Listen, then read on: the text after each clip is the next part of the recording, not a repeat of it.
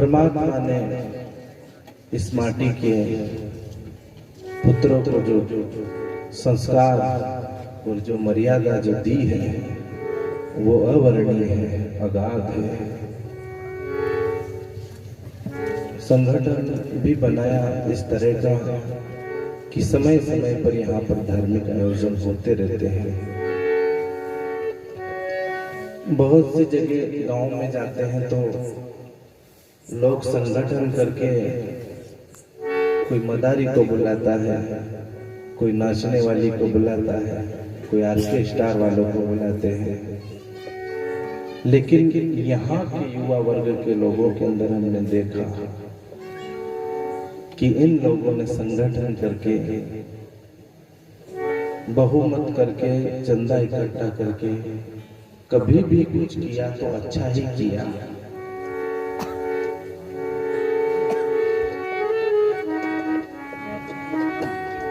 इसलिए हृदय से हम धन्यवाद देते हैं। थोड़ा सा इसको कम कर दो, थोड़ा सा हृदय से धन्यवाद देते हैं। अब हमें अगर जीने का तरीका अगर मिलता है तो कहाँ से मिलता है? कोई नाचने वाली से या कोई मदारी से या कोई ऑर्केस्ट्रा से मिलता है क्या? कभी नहीं। वहां से तो जीवन बिगड़ता है। जीवन जीने की कला कहाँ से अगर मिली है जीव को तो वह है सत्संग। इसीलिए सतगुरु कबीर कहते हैं सत्संग बड़ा संसार में कर लो धारण धार। जो सत्संग से जुड़ गए फिर वह चाहे कितना बुरा क्यों ना हो, जिस तरह से व्यक्ति चाहे कितना भी मेला हो, लेकिन उसका संबंध अगर पानी से हो गया, अगर उसकी मुलाकात किसी समुद्र से हो गई, नदी से हो गई, तो फिर मेल कितना भी जटिल क्यों ना हो धीरे धीरे धीरे कट ही जाता है। मिट्टी की मुलाकात अगर कुम्हार से हो गई तो धीरे धीरे धीरे धीरे मटके पर, मिट्टी पर कुम्हार का हाथ पड़ेगा। एक बार का हाथ, दो बार का हाथ, तीन बार का हाथ, यानी कभी न कभी तो उसका मटका बन जाता है, ईंट बन जाती है, हंडी बन जाती है।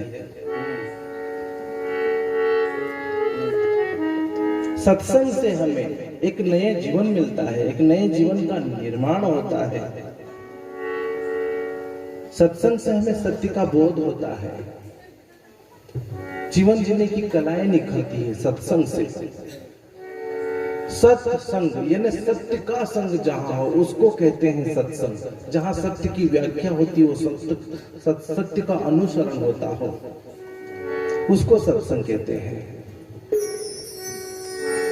तो जैसे ही मिट्टी का संबंध अगर कुम्हार से हो गया तो एक दिन वह कुछ न कुछ उसको बना कर छोड़ेगा।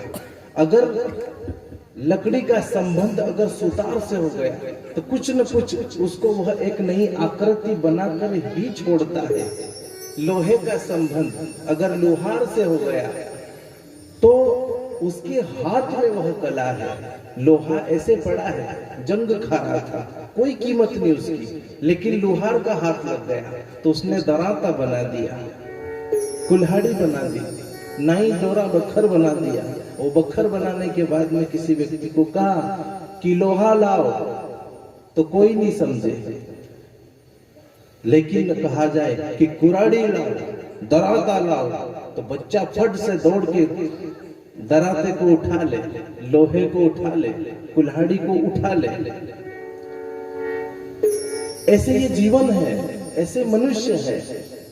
अगर मनुष्य बिना संस्कार का है, बिना मर्यादा का है, तो जैसे जो लोहा फालतू पड़ा है जिस पर लोहार का हाथ नहीं लगा, जो मिट्टी फालतू पड़ी है जिस पर कुम्हार का हाथ नहीं लगा, जो लकड़ी फालतू पड़ी है जिस पर सुतार का जो होता है बसोला जिसको बोलते हैं वो नहीं घुमा, तो उस भले वो लकड़ी फिर सागेन की क्यों ना हो, कितनी मजबूत क्यों ना हो, जंगल में पड़ी है, सड़ रही है,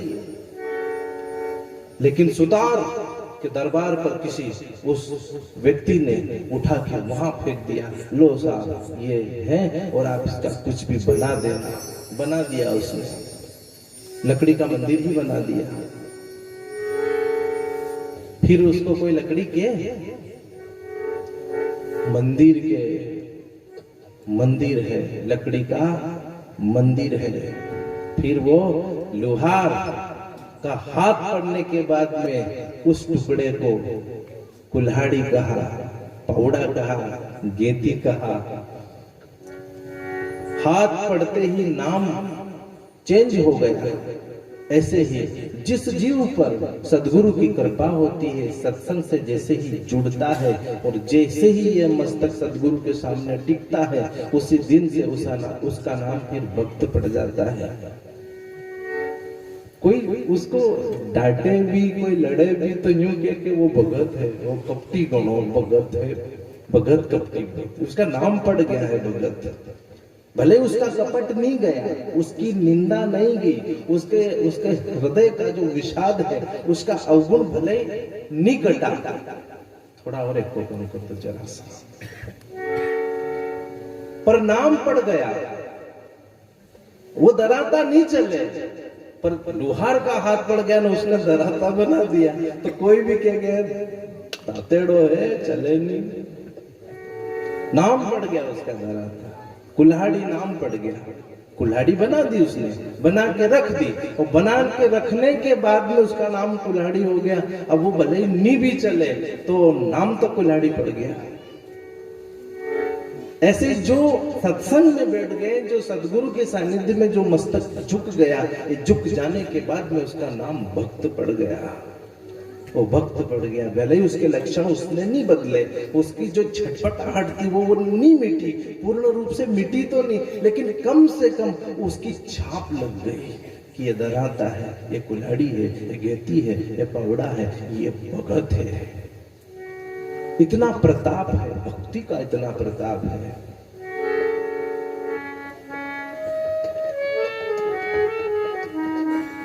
इसलिए भक्ति की अनुसरण करो। अपना संबंध जिस तरह से लोहे का संबंध लोहार से हो जाता है, वो कुछ बन जाता है, ऐसे आप गुरु से अपना संबंध बनाइए। अगर कुछ बनना चाहते हो तो प्रकृति ने केवल लोहा बनाया है, प्रकृति ने, परमात्मा ने केवल मिट्टी बनाई है, परमात्मा ने केवल लकड़ी बनाई है, परमात्मा ने केवल पंचभौतिक शरीर तैयार किया है। लेकिन इसमें, इस शरीर में गुणों को, संस्कारों को, मर्यादाओं को तो सदगुरु ने ही डाला है। जा जा गुरु का हाथ पड़ा। बाल्या भील जैसे लुटेरे भी फिर वाल्मीकि संत होके पूजा गए। राम न्याय उसके पहले उनकी कथा उन्होंने लिख दी। तुलसीदास जी जैसे भोगी व्यक्ति भी संतों के सानिध्य में जब आए, शब्दों की चोट लगी तो निखर गया जीवन।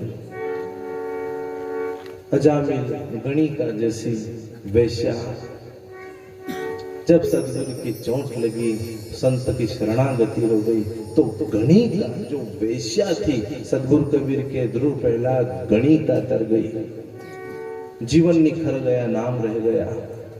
हमें ये कभी भी नहीं देखना है कि कौन आदमी कितना खराब है। हमें सिर्फ इतना देखना है कि जो मस्तक अगर सत्संग में झुक गया, जो मस्तक सदगुरु के सामने झुक गया, जिस मस्तक पर सदगुरु का हाथ पड़ गया, आज नहीं तो कल जरूर बन जाएगा।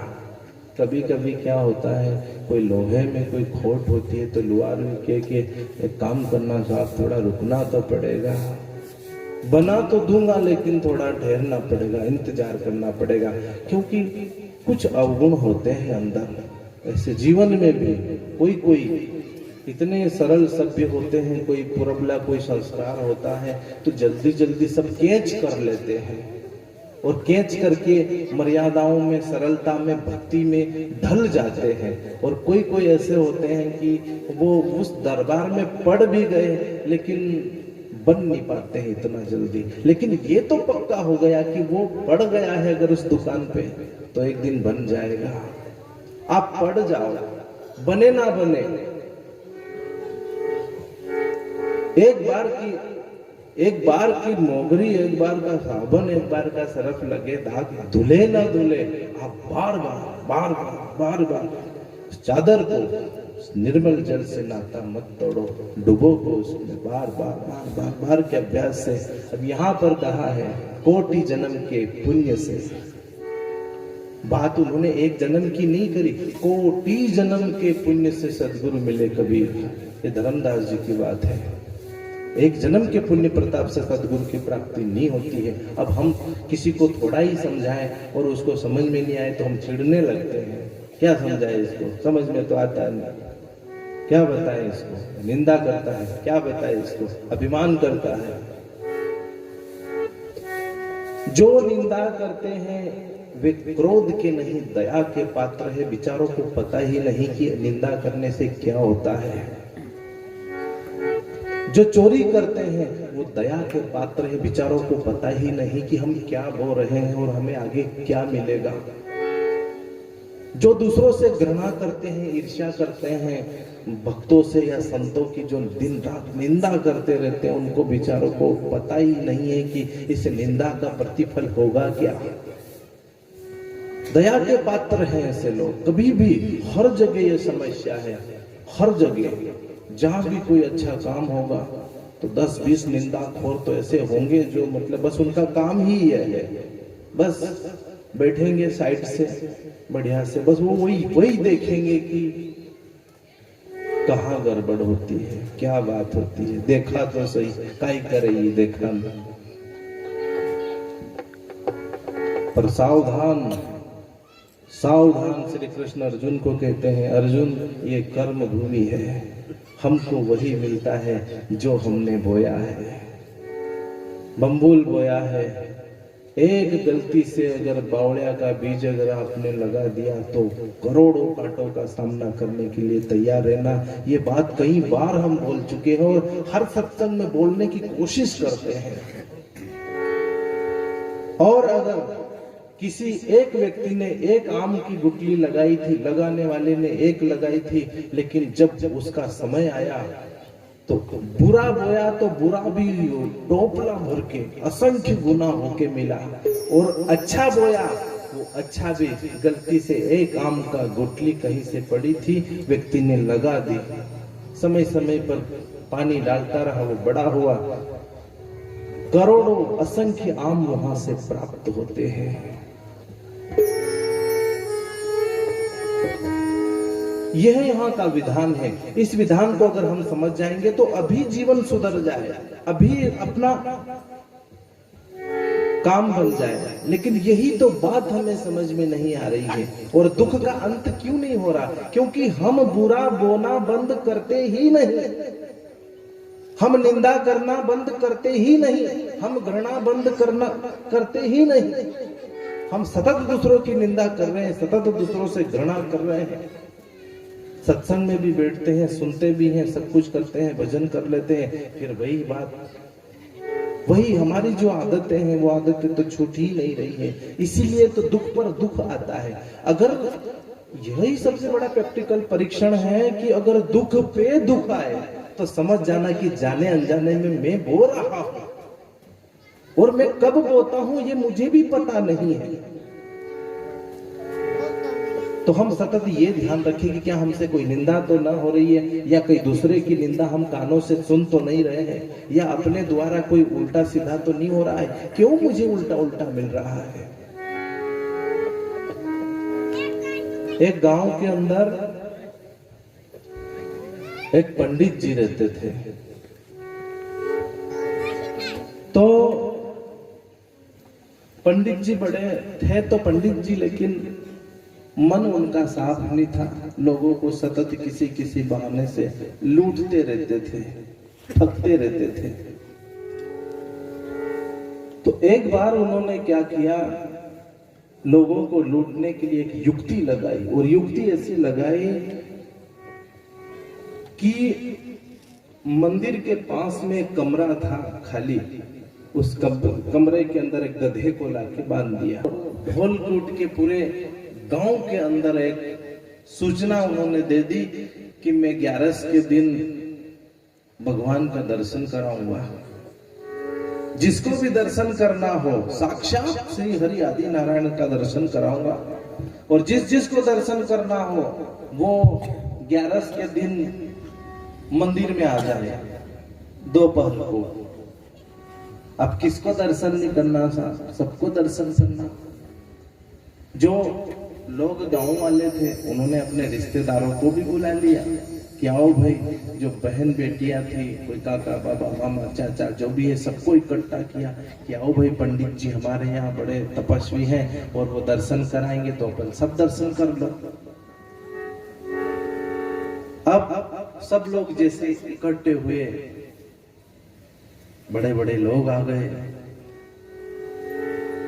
पंडित जी अनाउंस कर रहे हैं कि दर्शन तो कराऊंगा, लेकिन दर्शन उसी को होगा जो एक बाप का होगा। सुनना ध्यान से, जो एक बाप का होगा उसको तो आदि नारायण के दर्शन होंगे, और जो 2 बाप का होगा उसको गधे के दर्शन होंगे। अब वहां तो पहले से गधा ही बांधा उसने, पर उसको पता था कि ये दुनिया को किस तरह से निचोड़ना, इनके जेब से माल कैसे खींचना, ये उसको पता था कि लोगों को